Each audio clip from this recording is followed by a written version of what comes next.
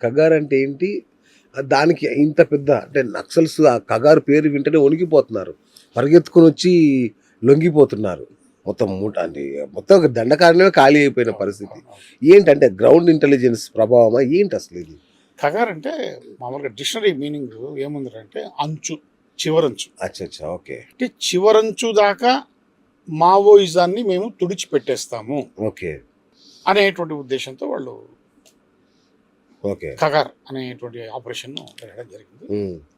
అయితే ఈ కగార్ ఆపరేషన్‌లో ఏం జరిగిందంటే దాదాపు 1,00,000 మంది భద్రతా దళాలు పాల్గొన్నాయి. అబ్బా! 1,00,000 1,00,000 మంది. మంది. ఒక దిక్కు కోబ్రా, ఒక దిక్కు సిఆర్‌పిఎఫ్, ఒకవైపు డిఆర్‌జీ, ఎస్‌టిఎఫ్, తర్వాత అంతర్రాష్ట్ర భద్రతా దళాలు, పోలీసు పారామిలిటరీ దళాలు బా! బా! వీళ్ళంతా పాల్గొన్నారు. సో వాళ్ళ సమన్వయంతో ఇప్పటికీ దీన్ని సాధించగలిగారు. ఓకే. గొప్ప పరిణామం. చాలా. సో, ఇంకోటి ఈ ఆపరేషన్ బ్లాక్ ఫారెస్ట్ అనేది గూడా ఒక పేరు వినబడుతోంది. ఇదేంటి సార్? ఇది దేనికోసం? ఇది ఒక తమాషా కథ ఇది. ఈ ఆపరేషన్ బ్లాక్ ఫారెస్ట్ అనేటువంటిది తెలంగాణ, ఛత్తీస్‌గఢ్ సరిహద్దుల్లో జరిగింది. ఈ కర్రెగుట్టలు అని ఒక అవును. ప్రదేశం ఉంది. ఆ కర్రెగుట్టలు అనేటువంటి ప్రదేశం పైన, ఆ కొండ పైన దాదాపు 50 కిలోమీటర్ల వెడల్పు, ఆ! 37 కిలోమీటర్ల పొడవు, చదునుగా ఉంటుంది. ఓకే.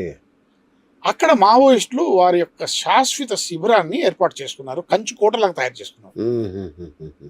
దీన్ని పసిగట్టారు కేంద్ర భద్రతా దళాలు. ఓకే. పసిగట్టి వన్ ఫైన్ డే వాళ్ళు ఒక ఆపరేషన్, ఇది ఆపరేషన్ బ్లాక్ ఫారెస్ట్, యెస్. దీన్ని స్టార్ట్ చేశారు. ఆశ్చర్యపోతామండి. 45 డిగ్రీల ఉష్ణోగ్రత ఆ ప్రాంతంలో ఉంటుంది. బా! ఇక్కడ భద్రతా దళాలు ఎవరైతే పాల్గొన్నారో ఆ భద్రతా దళాలకు ఒక్కొక్కడికి కేవలం 300 మిల్లీగ్రాములు మాత్రమే వాటర్ ఉంటుంది ఆయన దగ్గర. ఆ! దాన్నే తాగి ఆ రోజు ఉగ్గబట్టుకోవాలి. ఎందుకలా? అంత మోయడానికి లేదు. ఓకే. ఆ విధంగా 21 రోజుల పాటు ఆపరేషన్ జరిగింది. బా! ఆపరేషన్ బ్లాక్ ఫారెస్ట్ జరిగితే దాదాపు 30 మంది మావోయిస్టులు చనిపోయారు. ఇది ఈ యొక్క ఆపరేషన్లో. కొంతమంది కొండ దిగి పారిపోవడానికి ప్రయత్నం చేశారు.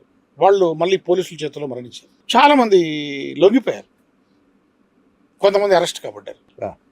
సో ఈ విధంగా కేంద్ర బలగాలు ఆ ప్రాంతాన్ని మొత్తం తమ స్వాధీనం చేసుకుంది. ఓకే. కేంద్రం ఎప్పుడైతే ఆ ప్రాంతాన్ని స్వాధీనం చేసుకుందో అటు మహారాష్ట్ర, ఇటు తెలంగాణ, అటు ఛత్తీస్గఢ్ 3 ప్రాంతాలు మావోయిస్టు రహిత ప్రాంతాలుగా మారిపోయాయి. బా! బా! బా! తమాషా ఏంటంటే ఆ కర్రెగుట్టలోని ప్రాంతాల్లో గోండులు, చెంచులు వీళ్ళంతా ఈ ఆదివాసీలు హ్మ్. నివసిస్తారు. అవును. అవి అక్కడ ఆ ప్రాంతం అంతా దట్టమైన అడవులు, జలపాతాలు, గుహలు, ఇట్లా దుర్భేద్యమైనటువంటి ప్రదేశాన్ని మావోయిస్టులు తమ కంచుకోటగా తయారు చేసుకున్నారు. బా! ఇది పెద్ద విషయం ఎవరికి? Central government. కేంద్ర ప్రభుత్వం. అవును.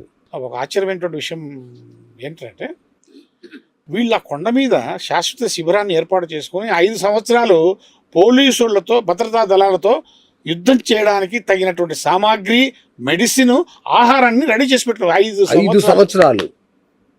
ఆ! ఒక్కోసారి ఆశ్చర్యం వేస్తుంది. ఒక మనిషి విప్లవ రూపంలో వెళ్ళిపోయి కుటుంబ సభ్యులను వదిలేసి, స్నేహితులను వదిలేసి, ఆరోగ్యాన్ని వదిలేసి, ఆకలిని వదిలేసి ఇంత పట్టుదలతో ఉద్యమాలు నడుపుతారా అని కూడా మనకు నిజంగా. బా! బా! మరి ఈ దెబ్బతో ఇక సెంట్రల్ కమిటీ, ఈ దండకారణ్య స్పెషల్ జోన్ కమిటీ మొత్తం అవుటా? దండకారణ్య కమిటీ నిర్మాణము, అలాగే కేంద్ర కమిటీ నిర్మాణము 2 ధ్వంసమైంది. బా! ఆ! దాన్ని మళ్ళీ పునర్నిర్మించుకోవడం చాలా ఇక అసాధ్యమైనటువంటి పని. అసాధ్యం. చాలా కష్టం. ఆ! రైట్. మన బెంగాల్‌లో అన్న ఒక చిన్న నక్సల్బరీ అనే ఊర్లో పుట్టిన ఇది ఇన్ని రాష్ట్రాలకు ఎలా పాకింది? అసలు వీళ్ళకి ఫండింగ్ ఎట్లొచ్చేది? 1967లో నక్సల్బరీ ప్రాంతంలో భూస్వాముల దౌర్జన్యానికి వ్యతిరేకంగా రైతులు పోరాటం చేశారు. ఓకే. ఆ పోరాటము మొత్తం భారతదేశాన్ని ప్రభావితం చేసింది. హ్మ్. ఆ సందర్భంగా అప్పుడు నక్సల్స్ అనేవాళ్ళు, ఓకే. వాళ్ళల్లో కాను సన్యాల్, చరు మజుందార్, లాంటి వ్యక్తులు ఓ, ఈ యొక్క ఉద్యమాన్ని ముందుకు తీసుకుపోయారు. ఓకే. ఇది ఈ యొక్క నక్సల్ బరి ఉద్యమాన్ని. ఉద్యమాన్ని అసలు నక్సల్ అనే పేరే నక్సల్బరీ విలేజ్ అచ్చా, అచ్చా, అచ్చా. మీద వచ్చింది. Okay okay. ఇక్కడ ఏం జరిగిందంటే ఆనాటి సమాజంలో భూస్వాములు, వడ్డీ వ్యాపారస్తులు, దళారులు వల్ల విద్యా, వైద్యం, ఉపాధి ప్రజలకు, మామూలు ప్రజానికానికి దూరమైనాయి. అవును. పారిశ్రామికీకరణ, మైనింగ్ వల్ల ప్రజలకు పునరావాసం అందల. అవును. వాళ్ళల్లో సహజంగా అసహనం, కోపం, పగ రగిలిపోతాయి. అవును. అలా ఆ యొక్క అట్టడుగు వర్గాల వాళ్ళంతా కూడా వీటితో రగిలిపోయి కరెక్ట్. రాడికల్ ఉద్యమాల వైపు పరిగెత్తారు. ఆ ఉమ్. సమూహాల్లో చేరిపోయారు. అవును. అప్పుడు ఉపాధి ఎక్కడిది, చదువు ఎక్కడిది, ఈ అమ్మ అసలు. కాబట్టి ఆ రోజుల్లో నక్సలిజం ఆ విధంగా ఇది వేళ్ళు ఉనుకుంది బలంగా. అప్పట్లో నక్సలిజానికి ఒక పెద్ద గ్లామర్ ఉండే. ఆ?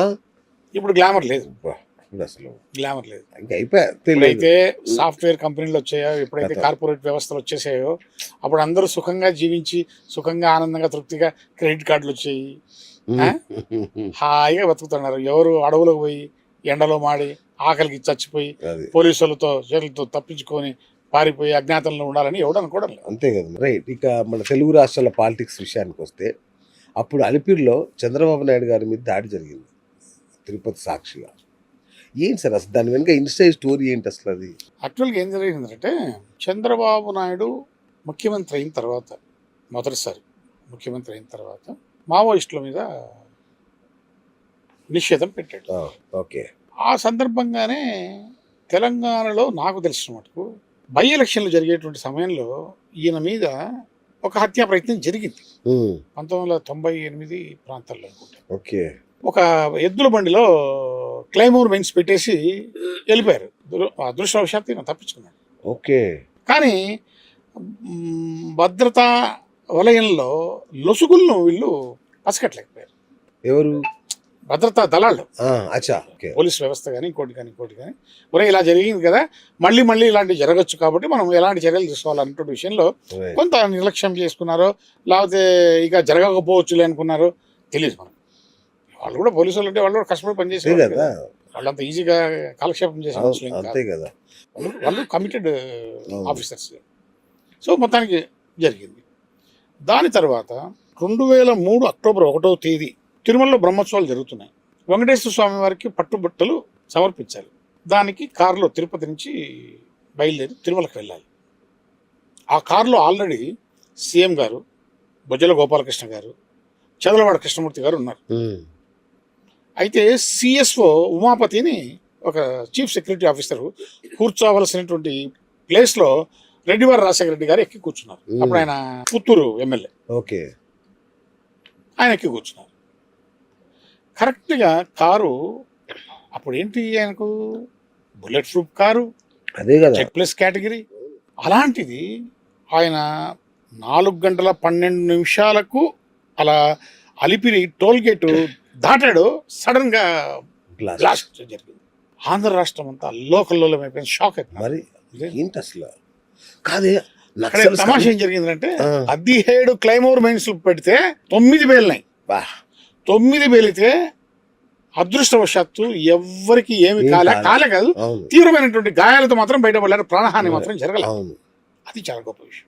ఈ సందర్భంగా ఏం జరిగిందంటే, ఈ కేసు దాదాపు 11 సంవత్సరాలు జరిగింది. ఒక ముగ్గురిని దోషులుగా తేల్చారు. వాళ్లకు 4 సంవత్సరాలు ఏమో శిక్ష పడింది. ఓకే. అయితే ఈ బ్లాంబాస్ట్ తర్వాత ఎంక్వైరీ ఆఫీసర్గా డిటి నాయక్ నేతృత్వంలో ఒక బృందాన్ని ఏర్పాటు చేశారు. తర్వాత ఈ భద్రతా లోపాలను అధ్యయనం చేయడం కోసం ఉత్తరప్రదేశ్ మాజీ director general of police Prakash Singh గారిని ఎంక్వైరీ ఆఫీసర్గా, ఆయన కూడా విచారణ కమిషన్ వేశారు. సో ఇదంతా జరిగింది. ఇదంతా ఎందుకు జరిగింది అంటే, చంద్రబాబు నాయుడు రెండోసారి ముఖ్యమంత్రి అయిన తర్వాత నక్సల్స్కి వ్యతిరేకంగా గ్రే హౌండ్స్ అనేటువంటి వ్యవస్థను పెట్టాడు. ఓకే. ఓకే.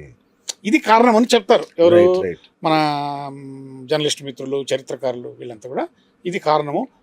మొదటేమో ఆయన వాళ్ళ మీద నిషేధం పెట్టాడు, దాని తర్వాత ఆయన వీళ్ళకి వ్యతిరేకంగా గ్రే హౌండ్స్ పెట్టాడు. సో ఆ విధమైనటువంటి వైరం వల్ల వాళ్ళు ఈయనను టార్గెట్ చేశారు అని చెప్పి. ఏదేమైనా సురక్షితంగా ఆయన బయటపడ్డాడు. కాదు సార్, ఆంధ్రదేశం ఊపిరి